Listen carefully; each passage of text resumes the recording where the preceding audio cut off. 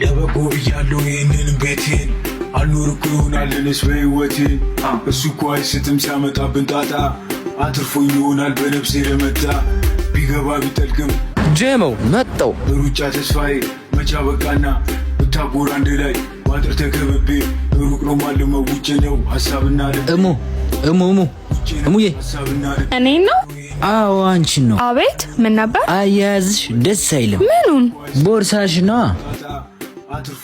ምን አገባህ እንደፈለኩስ ቢይዘው። ኧረ ቆንጅዬ ተረጋጊ እንጂ። እኩያህን ፈልግ የድሃ ልጅ።